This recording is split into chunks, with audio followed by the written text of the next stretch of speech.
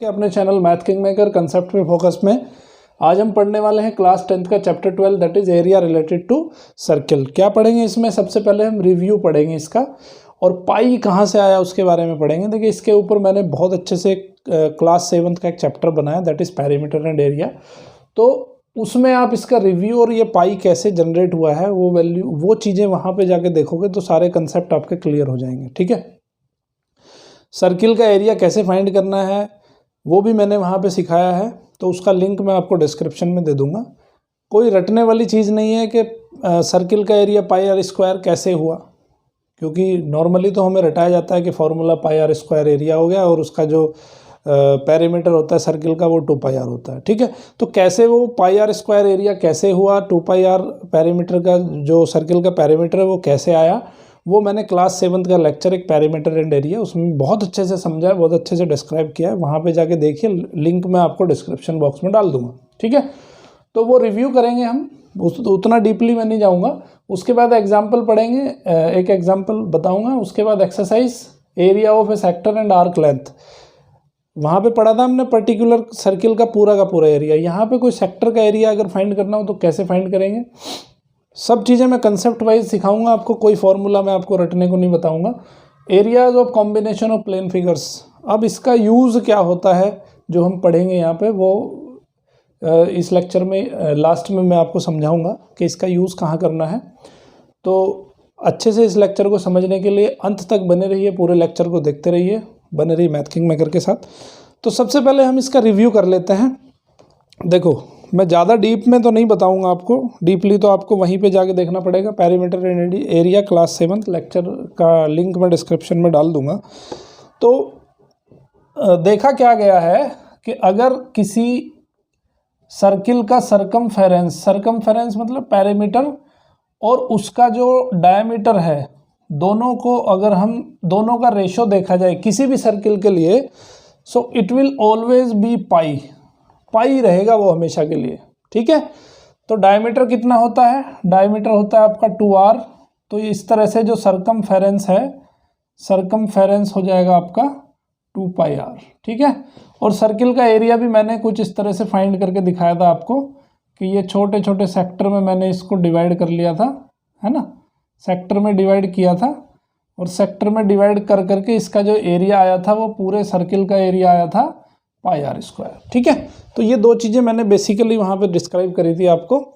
तो पाई कैसे जनरेट हुआ? सरकमफेरेंस और डायमीटर का जो रेशो है उसको कहते हैं पाई। पाई की वैल्यू क्या होती है? 22/7। यानी कि किसी भी सर्किल में, चाहे सर्किल छोटा हो चाहे सर्किल बड़ा हो, अगर आप सरकमफेरेंस और डायमीटर को डिवाइड करोगे डायमीटर से सरकमफेरेंस को, तो वैल्यू हमेशा 22/7 आएगी, या इसको अप्रोक्सीमेटली लिखते हैं 3.14। ठीक है, तो इसका एक स्पेशल नाम दे दिया जिसको कहते हैं पाई। ओके, अभी इसके बेस पे हम ये ऑलरेडी लोअर क्लासेस में पढ़ चुके हैं, तो इसके बेस पे हम इसको एक एग्जांपल इसका कर लेते हैं। एग्जांपल के थ्रू आपको और चीज़ें थोड़ी सी रिवाइज हो जाएंगी। तो बेसिकली ये फर्स्ट एक्सरसाइज आपकी रिवीजन एक्सरसाइज है। तो the cost of fencing a circular field, एक सर्कुलर फील्ड है उसकी हमें फेंसिंग करनी है। ठीक है, the cost of A fencing of a circular field at the rate of 25 पर मीटर। तो इसका जो कॉस्ट है वो है 25 रुपीज़ पर मीटर। 1 मीटर की फेंसिंग का कॉस्ट आएगा 24 रुपीज़। सो पूरी जो कॉस्टिंग है, इसकी जो कॉस्टिंग दे रखी है, पूरी कॉस्टिंग ऑफ होल फेंसिंग उसने दिया हुआ है 5280 rupees. The field is to be ploughed at the rate of, अब उसकी जो प्लॉइंग रेट क्या दिया है उसने? 0.5 रुपीज़ पर मीटर स्क्वायर। ठीक है, इसका जो प्लॉइंग रेट है वो है 0.5 पर metre square. Find the cost of ploughing the field. अब हमें इस पूरे फील्ड को अगर प्लो करना है तो उसका पूरा कॉस्टिंग हमें निकालना है। तो कैसे निकालेंगे? सबसे पहले इसका एरिया हमें पता होना चाहिए कि इस जो फील्ड है, सर्कुलर फील्ड है, उसका एरिया क्या है। ठीक है, तो देखो कॉस्टिंग ऑफ होल फेंसिंग अब कोस्ट होल फेंसिंग कितना है हमारा, होल फेंसिंग कितना है, कितना होगा 2 पाई आर, ठीक है। तो 2 पाई आर का जो फेंसिंग का कॉस्ट है वो कितना है 5280। तो कॉस्टिंग ऑफ होल फेंसिंग है 5280 रुपीज़, और 1 मीटर का कॉस्टिंग कितना दे रखा है उसने, ठीक है। तो 1 मीटर का कॉस्टिंग जो है, costing of 1 metre fencing is equal to 24 rupees, ठीक है। तो यहाँ से क्या है, आप आर की वैल्यू फाइंड कर सकते हो, है ना भाई। 1 मीटर का कॉस्ट है 24 रुपीज़, तो 2 पाई आर जो फेंसिंग है उसका कॉस्ट है 5280 रुपीज़, ठीक है। तो मैंने आपको क्या बताया था कि अब यहाँ से क्या है, देखो एरिया निकालने के लिए आपको रेडियस की ज़रूरत पड़ेगी, है ना। रेडियस, क्योंकि हमें प्लोइंग रेट निकालना है तो आपको ज़रूरत पड़ेगी पाई आर स्क्वायर की, ये हो जाएगा इसका एरिया। तो उसके लिए किसकी ज़रूरत पड़ेगी, आपको आर की ज़रूरत पड़ेगी, ठीक है। तो 1 मीटर फेंसिंग का कॉस्ट इतना है, 2 पाई आर फेंसिंग का कॉस्ट कितना होगा वो उसने दिया हुआ है। तो यहाँ से हम आर की वैल्यू कैलकुलेट कर लेंगे, ठीक है। तो 2 पाई आर की वैल्यू कितनी आ जाएगी यहाँ पे, वो हमें निकालना है, ठीक है। तो length of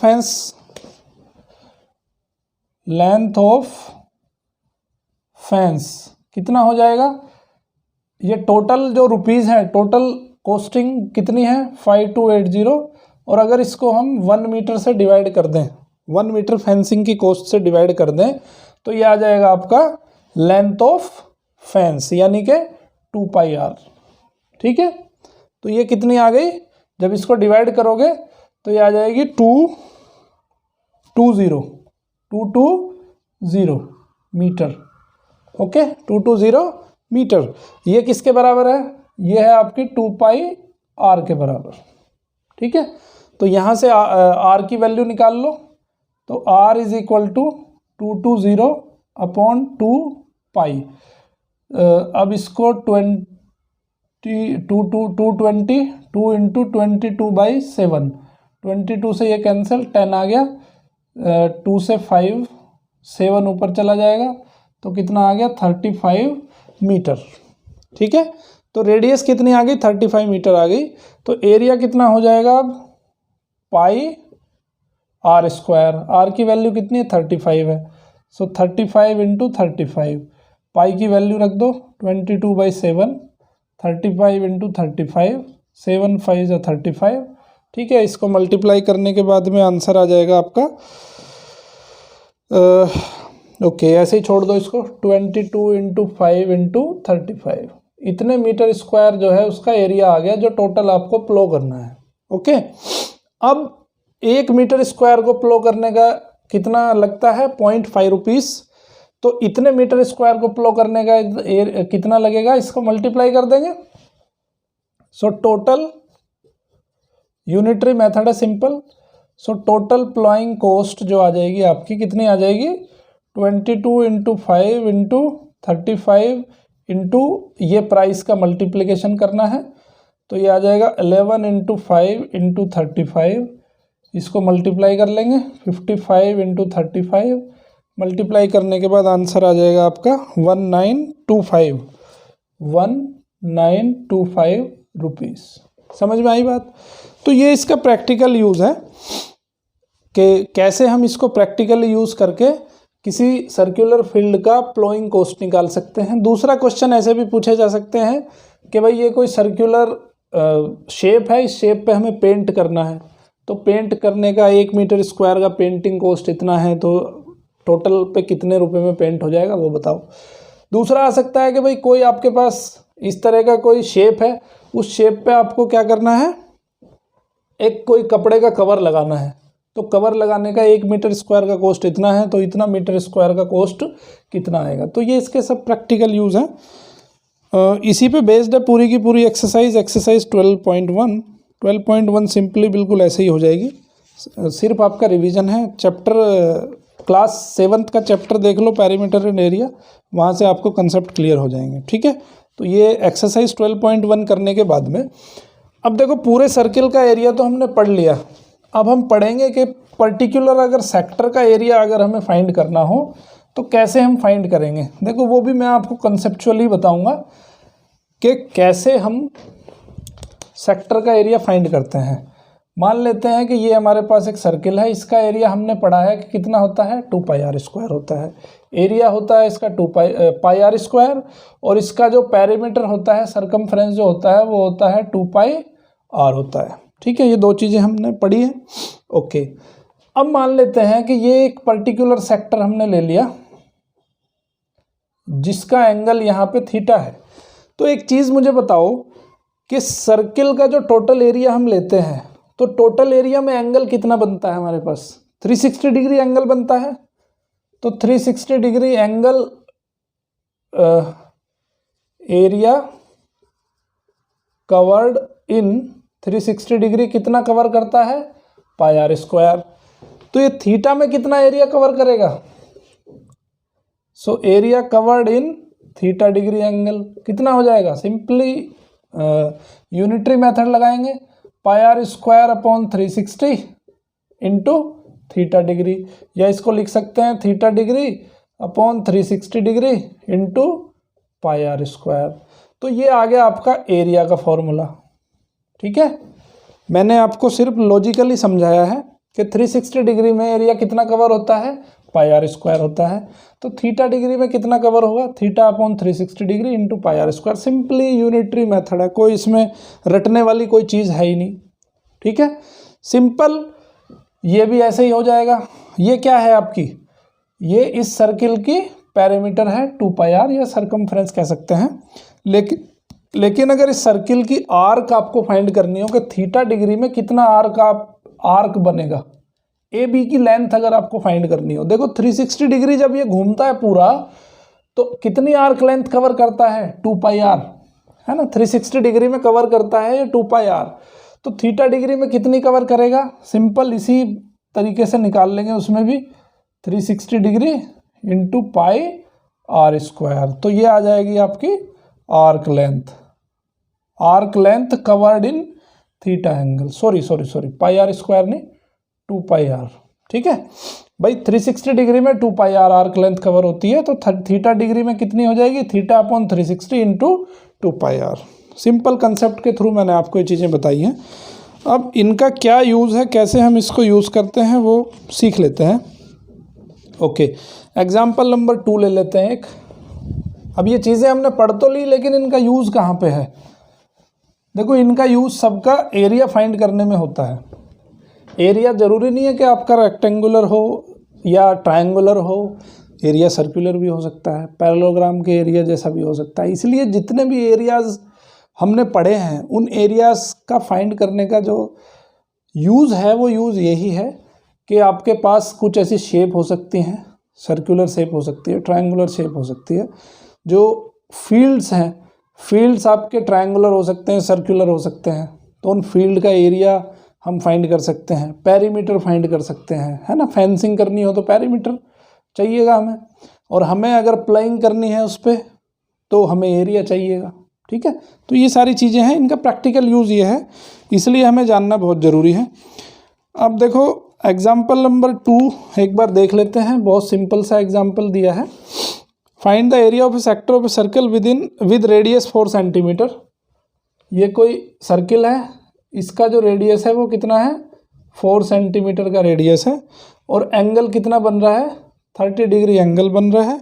also find the area of the corresponding major sector. देखो अब यहाँ पे 2 सेक्टर बनेंगे, ये वाला जो सेक्टर है इसको क्या कहेंगे हम, मेजर सेक्टर, और ये जो छोटे वाला बन रहा है इसको क्या कहेंगे हम, माइनर सेक्टर कहेंगे।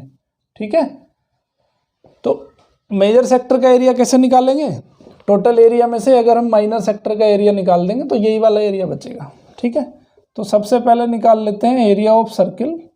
एरिया ऑफ सर्किल कितना हो जाएगा, πr², पाई की वैल्यू 22/7 और आर है आपका 4 × 4। ठीक है, तो मल्टीप्लाई करके ये वैल्यू आ जाती है 4.19 centimetre square, 4.19 centimetre square. Calculation आप भी कर सकते हो आराम से। ओके, अब निकालते हैं माइनर सेक्टर का area. So area of minor sector का एरिया का formula 30/360 into pi r square. ठीक है, तो पाई आर स्क्वायर कितना है 22/7 इंटू 4 इसको भी जब हम करेंगे 120 आ जाएगा, सॉरी 12 आ जाएगा, 4 से 12 कट हो जाएगा, 3 आ जाएगा, तो ये आ जाएगा आपका 22 इंटू 4/3 इंटू 7। ओके, तो ये लगभग जो इसकी वैल्यू आ जाएगी वो आ जाएगी आपकी, सॉरी ये मैंने गलत करी है कैलकुलेशन। ये वाली जो वैल्यू आएगी वो आएगी 4.19 सेंटीमीटर स्क्वायर। ठीक है, ये वाली वैल्यू आएगी आपकी, इसको मैं यहीं पे लिख लेता हूँ 3.14 इंटू 16, तो ये अप्रोक्सीमेटली 16 इंटू 3.14। ठीक है, तो ये अप्रोक्सीमेटली आ जाएगी आपकी 16 4 जा 64, 16 1 जा 16, 22, 16 3 जा 48, 50.24 सेंटीमीटर स्क्वायर। समझ में आई बात? तो ये आ गया आपका area of the circle 50.24 centimetre square. Area of minor sector आ गया आपका 4.19 centimetre square. So area of major sector का एरिया कितना आ जाएगा 50.24 माइनस 4.19, तो इसको जब माइनस करेंगे तो आ जाएगा आपका 46.1 सेंटीमीटर स्क्वायर। ठीक है, तो इस तरह से हमें ये निकालना है वैल्यूज़। ठीक है, ओके। उसके बाद देखते हैं एक एग्जांपल नंबर 3। जितने ज़्यादा से ज़्यादा क्वेश्चन करोगे उतना आपको अच्छे से एक्सपीरियंस होगा, और तो क्वेश्चंस की आपकी प्रायोरिटी ये होनी चाहिए कि ज़रूरी नहीं है कि किसी सिंगल बुक को फॉलो करो आप। बेसिक कंसेप्ट सीखने के लिए एनसीईआरटी इज़ द बेस्ट, लेकिन क्वेश्चंस आपको करने पड़ेंगे आर.डी. शर्मा से, आर.एस. अग्रवाल से, और इंटरनेट से, जहाँ से भी आपको क्वेश्चन मिलते हैं वहाँ से आप ट्राई करो। वर्कशीट अगर आपको चाहिए तो वर्कशीट मैं भी आपको सेंड कर सकता हूँ। मुझे मेरे नंबर पे आप मैसेज डालिए तो मैं आपको वर्कशीट आपको जिस भी चैप्टर की चाहिए आपको प्रोवाइड करवा दूंगा। ठीक है, एग्जाम्पल नंबर 3 क्या है, find the area of the segment. अब देखो इसने एक फिगर दिया है, ये सर्किल है और ये इसका सेंटर है O, ये कोड है AB, ये एंगल बन रहा है 120 डिग्री, ये इसकी रेडियस है 21 सेंटीमीटर। ठीक है, और यहाँ कहीं पे Y है, तो हमें जो फाइंड करना है वो फाइंड करना है ये वाला एरिया। ठीक है, ये एरिया हमें फाइंड करना है। तो ये एरिया कैसे फाइंड होगा भाई? इस एरिया को फाइंड करने का तरीका क्या है, देखो जब ये 21 सेंटीमीटर है तो ये भी 21 सेंटीमीटर होगी, है ना। ओके, तो इसको कैसे फाइंड करेंगे एरिया को? सबसे पहले हम ये सेक्टर का एरिया फाइंड कर लें। सेक्टर का एरिया टोटल एरिया हो जाएगा। उस सेक्टर के एरिया में से अगर हम माइनस कर दें इस ट्रायंगल के एरिया को तो यही वाला एरिया बचेगा। कंसेप्ट समझ में आया? तो सेक्टर का एरिया कैसे फाइंड करेंगे? Area of sector AOBYA, AOBYA area कैसे निकालेंगे? 120/360 इंटू पाई मतलब 22/7 इंटू आर स्क्वायर मतलब 21 इंटू 21। ठीक है, ये हो जाएगा आपका 3 7 जा 21, 7 से 7 कैंसिल हो गया, तो ये आ गया 22 इंटू 21। 22 इंटू 21 को मल्टीप्लाई कर लो, 22 1 जा 22, 22 2 जा 44 और 2 46, इतना सेंटीमीटर स्क्वायर आ गया है टोटल सेक्टर का एरिया। अब हमें क्या करना है? अब हमें एरिया फाइंड करना है AOB ट्रायंगल का। तो AOB ट्रायंगल का एरिया कैसे फाइंड करना है वो देख लेते हैं। तो सबसे पहले हमें क्या करना पड़ेगा, हमें इस ट्रायंगल का, देखो इसमें क्या करते हैं, एक परपेंडिकुलर डालते हैं। तो परपेंडिकुलर जब डालोगे आप तो ये इसको हाफ हाफ डिवाइड करेगा, है ना। और ये एंगल कितना बनेगा, 90 डिग्री का एंगल बनेगा। और ये एंगल कितना हो जाएगा, 60 डिग्री हो जाएगा। तो इस ट्रायंगल को मैं थोड़ा ऐसे लिख लेता हूँ यहाँ पे, इस ट्रायंगल को सेपरेट बना लेते हैं तो आपको सारी चीज़ें समझ में आ जाएंगी। ये एंगल यहाँ पे है 60 डिग्री, है ना। और ये एंगल यहाँ पे है 90 डिग्री। ये ए हो गया, मैं इसको एम मान लेता हूँ, ठीक है। और ये ओ है, ये है 21 सेंटीमीटर। अब इसको ट्रायंगल को थोड़ा मैं पलट के लिख देता हूँ जिससे कि आपको समझने में आसानी हो। एम यहाँ है, ठीक है। ओ है हमारा टॉप पे, ओ टॉप पे है। और ए यहाँ पे है। और ए ओ कितना है, 21 सेंटीमीटर, है ना। एम पे एंगल बन रहा है 90। तो ऐसा भी लिख सकते हैं हम इसको। देखो जब ये टॉप पे एंगल 60 डिग्री हो जाएगा तो ये एंगल कितना बनेगा, 30 डिग्री बनेगा, है ना।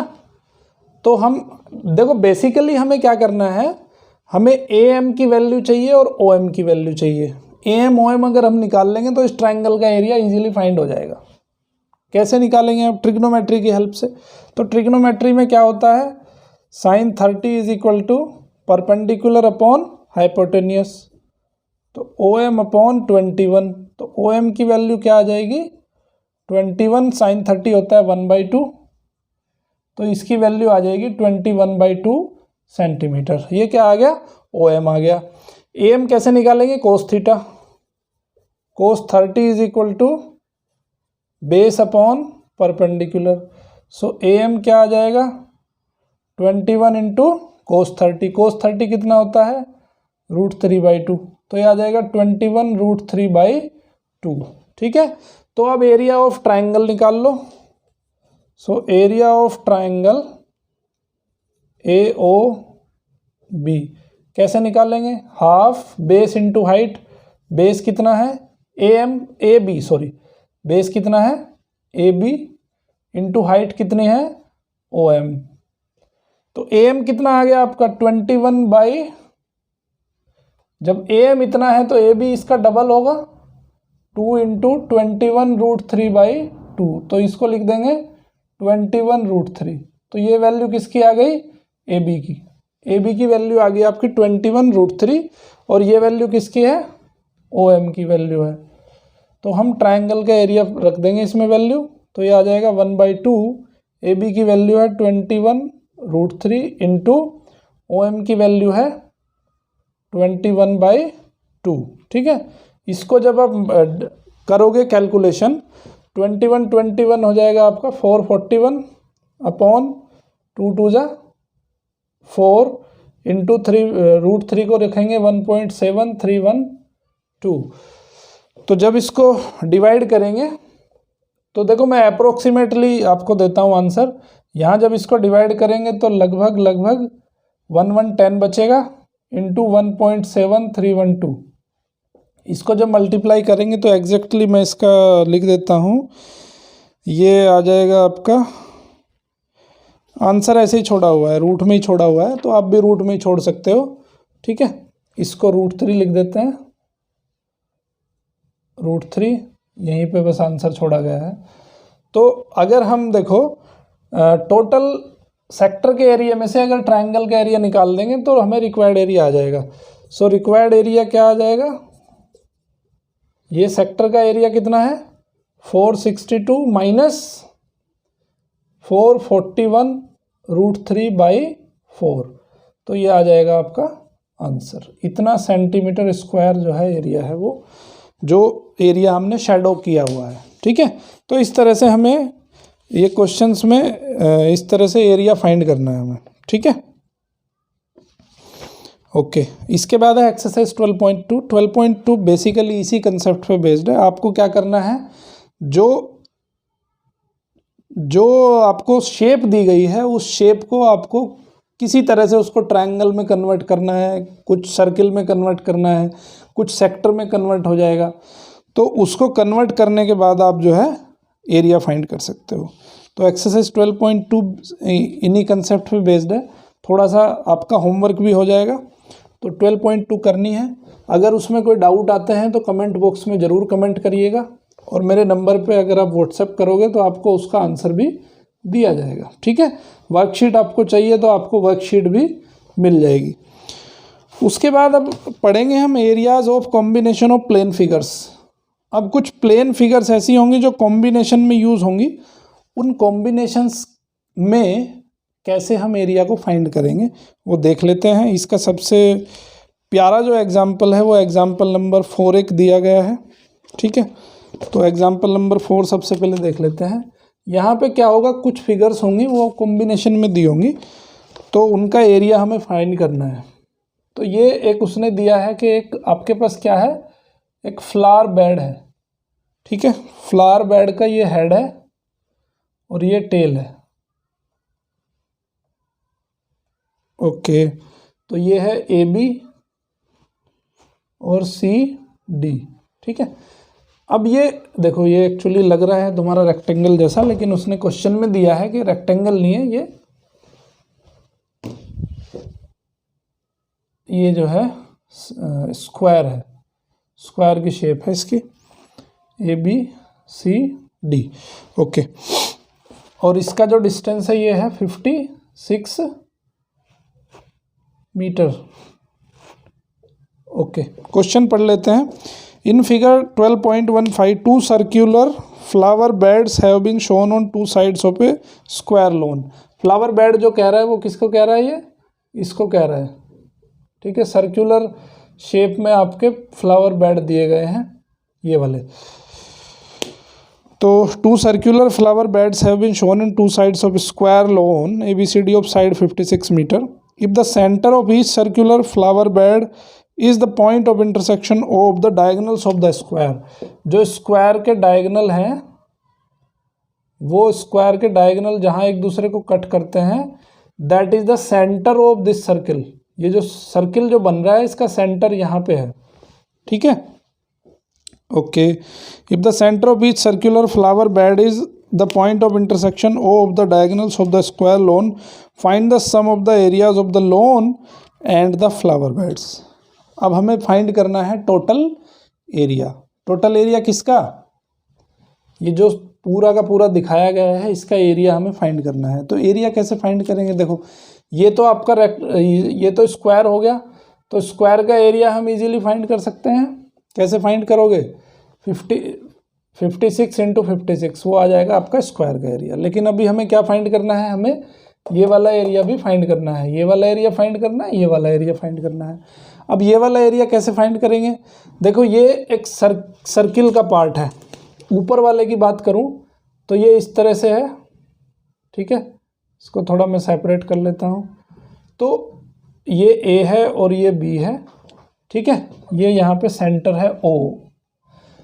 तो ये क्या है, इसका एरिया हमें दो पोर्शन में निकालना पड़ेगा। देखो ये वाला एरिया तो हम ऑलरेडी निकाल चुके हैं। कैसे निकाला हमने, with the help of square formula 56 into 56। तो अब हमें ये वाला एरिया चाहिए। अब देखो ये पूरा का पूरा एरिया है किसी सर्किल का पार्ट है। अब स्क्वायर के दोनों जो डायगोनल होते हैं एक दूसरे को 90 डिग्री पे कट करते हैं। ठीक है, 90 डिग्री पे कट करेंगे इसको। अब यहाँ पे देखो 90 डिग्री पे कट करेंगे तो इस पहली बात है कि इस सर्किल का रेडियस क्या होगा। ठीक है, रेडियस कैसे फाइंड करेंगे, मान लो अगर ये x है और ये भी x है तो ये कितना हो जाएगा, पाइथागोरस थ्योरम सिंपल। अगर ये x है ये x है तो ये कितना हो जाएगा, तो AB जो हो जाएगा वो कितना हो जाएगा, AB स्क्वायर हो जाएगा आपका x square plus x square Pythagoras theorem से। ये क्योंकि हाइपोटेनियस होगा तो AB square is equal to 2x square, है ना। AB square is equal to 2x square. और AB स्क्वायर क्या है, AB स्क्वायर है ये जो x क्या है, x है इस सर्कल का रेडियस, है ना। x क्या है, इस सर्कल का रेडियस है। तो x स्क्वायर क्या हो जाएगा, x square is equal to AB square by 2। AB की वैल्यू क्या है, AB है 56 सेंटीमीटर, AB 56 मीटर है। तो 56 इंटू 56/2, तो ये आ जाएगा 28 इंटू 56। ठीक है, तो एक्स स्क्वायर की वैल्यू हमने निकाल ली, x square is equal to 28 into 56। ठीक है, ओके। तो अब इसकी रेडियस हमने निकाल ली, एक्स स्क्वायर की वैल्यू निकाल ली। रेडियस नहीं निकालते, एक्स स्क्वायर की वैल्यू ही निकाल लेते हैं, मतलब इसका रेडियस का स्क्वायर, क्योंकि फॉर्मूले में हमेशा रेडियस का स्क्वायर ही आएगा एरिया के जो फॉर्मूले होंगे। तो अब हम इसका सेक्टर का एरिया निकाल लेते हैं। ये एंगल हमारा 90 डिग्री है, तो इस सेक्टर का एरिया क्या हो जाएगा, इसका एरिया जो होगा वो कितने के बराबर आ जाएगा, 90/360 इंटू पाई एक्स स्क्वायर। इसकी जो रेडियस है वो क्या है, एक्स है ना। तो पाई एक्स स्क्वायर की वैल्यू यहाँ से रख दो, तो ये हो जाएगा 90/360 हो गया 1/4 इंटू पाई एक्स स्क्वायर आ गया आपका 28 इंटू 56। ठीक है, इसको यहाँ से भी कट कर लो, 4 7 जा, तो पाई की वैल्यू रख लो 22/7 इंटू 7 इंटू 56, 7 से 7 कैंसिल हो गया, तो ये वैल्यू आ गई 22 इंटू 56। ये किसका एरिया आ गया, ये इस पूरे के पूरे सेक्टर का एरिया आ गया। बट हमें क्या चाहिए, हमें तो सिर्फ ये ऊपर वाला एरिया चाहिए। तो ऊपर वाला एरिया कैसे फाइंड करेंगे, अब देखो ये बन गया आपका राइट एंगल ट्रायंगल, है ना।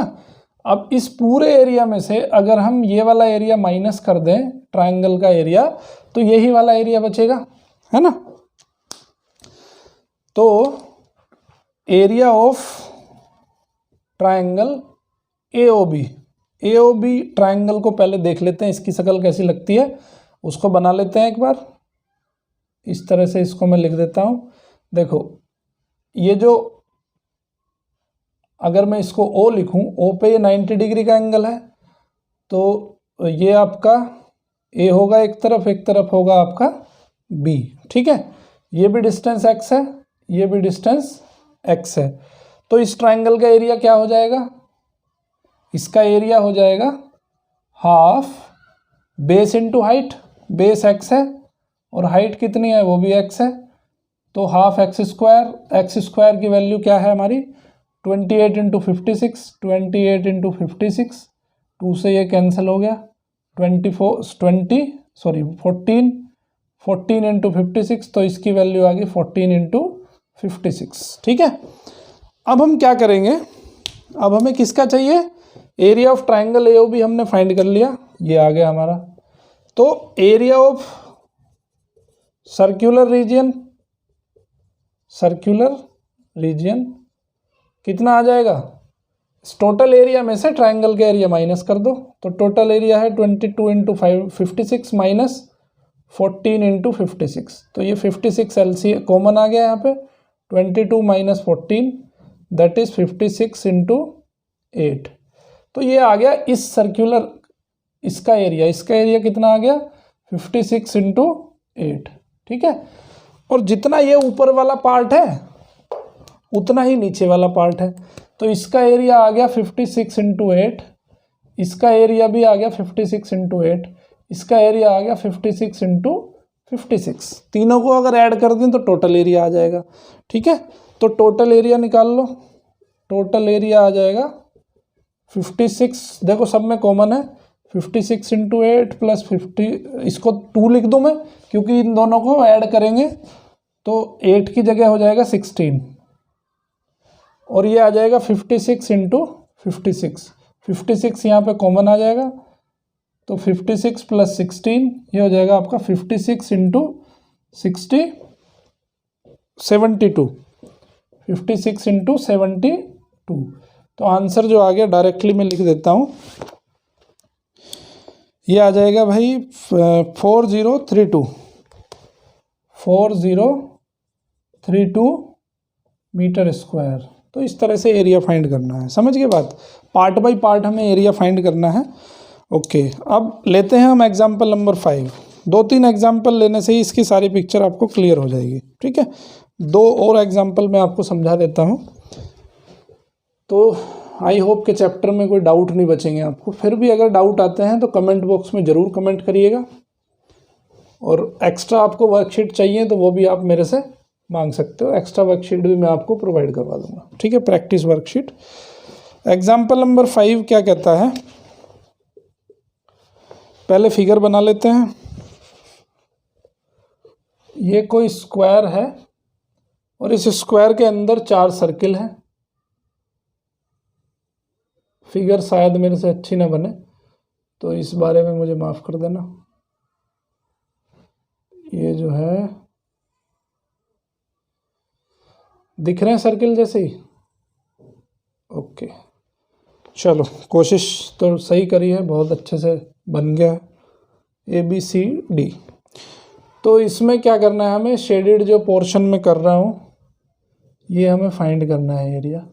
बहुत सिंपल है फाइंड करना। कैसे फाइंड कर देंगे, टोटल एरिया में से ये सर्कल का एरिया निकाल दो, तो यही वाला बचेगा शेडेड रीजन, है ना। कर सकते हैं बहुत आराम से, होमवर्क छोड़ दूं आपके लिए, ओके। तो ये कह रहा है find the area of the shaded region in figure 12.6 where ABCD is square of 14 centimetre.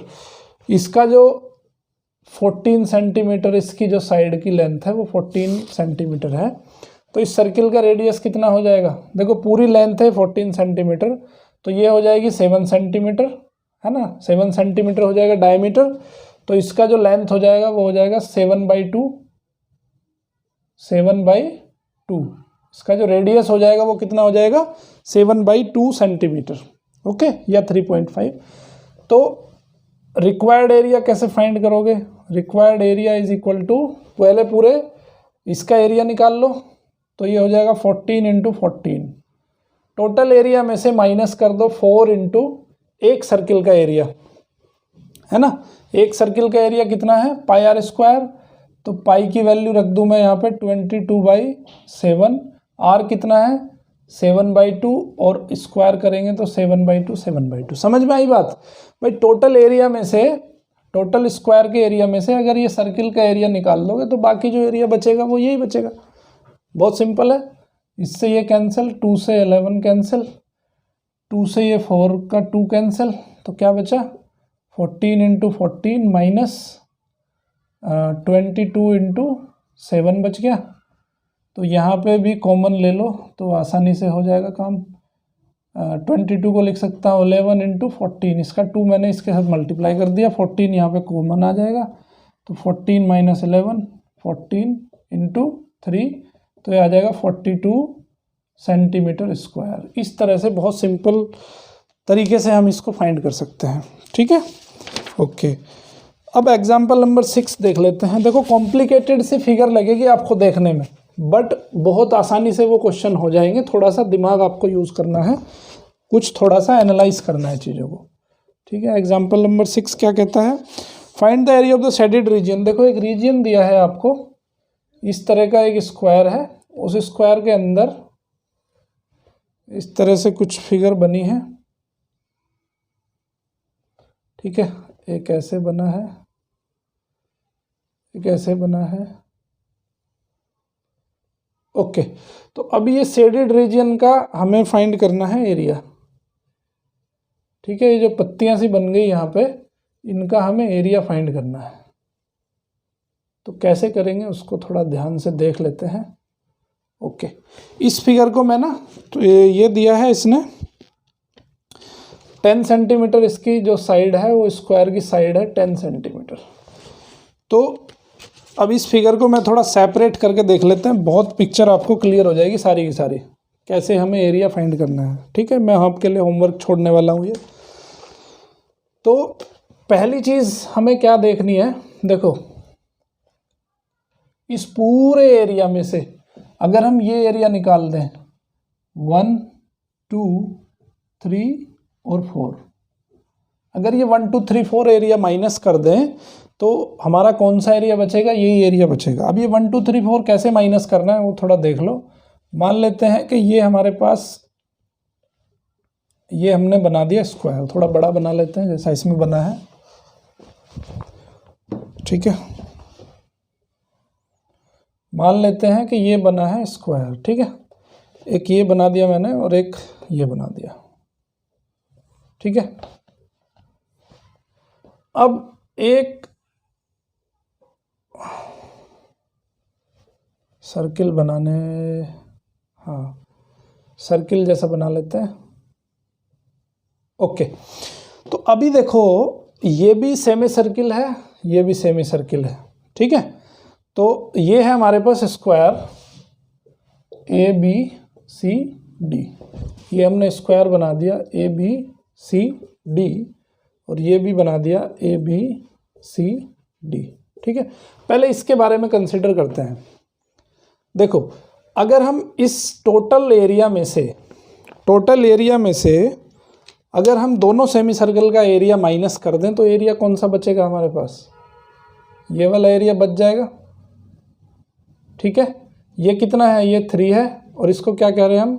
4 कह रहे हैं। तो 3 और 4 फाइंड हो सकता है। कैसे फाइंड होगा ये? 3 और 4 हमें मिल जाएगा। 3 + 4 कितना हो जाएगा? इज इक्वल टू, अब इस सेमी सर्कल का जो डायमीटर होगा वो कितना है? 10 सेंटीमीटर है, तो इसका रेडियस हो जाएगा 7 सेंटीमीटर। 7 सेंटीमीटर इसका रेडियस हो जाएगा, ठीक है। तो 2 सेमी सर्किल है हमारे पास, 2 सेमी सर्किल हैं तो उनको मिला के पूरा सर्किल बन जाएगा। तो हम क्या करेंगे, 3 + 4 का जो एरिया होगा वो किसके बराबर आ जाएगा? इस स्क्वायर के एरिया में से, यानी कि 10 × 10 में से हम माइनस कर देंगे पूरे सर्किल का एरिया, ये हाफ ये और हाफ ये, तो इसको मिला के पूरा सर्किल हो जाएगा। सर्किल कितना? πr², पाई की वैल्यू 22/7, r की वैल्यू 7 × 7, तो ये आ गया आपका 100 माइनस